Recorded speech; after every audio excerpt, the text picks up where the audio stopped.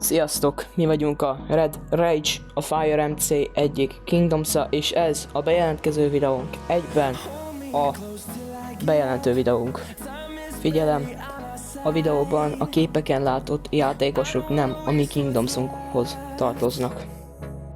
A Kingdoms tulajdonosa polgári nevén Péter, játékos nevén Mr. Galaxy.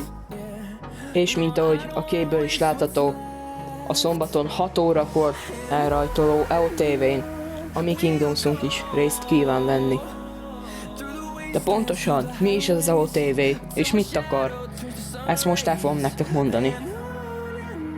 Ez a Fire MC egyik eventje, ami annyit jelent, hogy 3 hónaponta van szezonváltás, és a szezon végén van egy ilyen EOTV, ahol a Kingdomsok összemérhetik tudásukat, és ami még utoljára fent marad, az a legjobb Kingdoms.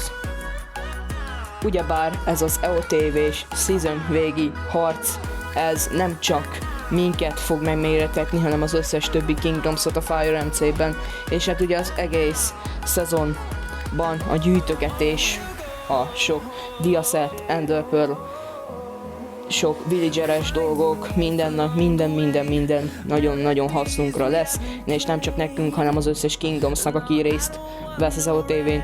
Itt látható egy pár kép, hogy a playerek tényleg hogy fel vannak szerelkezve, és hogy mennyire várják az EOTV-t, úgyhogy tényleg nekünk is ez egy nagyon nagy megmérettetés lesz, és hát természetesen hajrá Red Rage! És hát természetesen szombaton 6 órától mi is streamelni fogjuk a Red Rage hivatalos YouTube csatornáján az EOTV-t, úgyhogy gyertek és szurkoljuk ki közösen a Red Rage-nek a EOTV győzelmet. Hajrá Red Rage!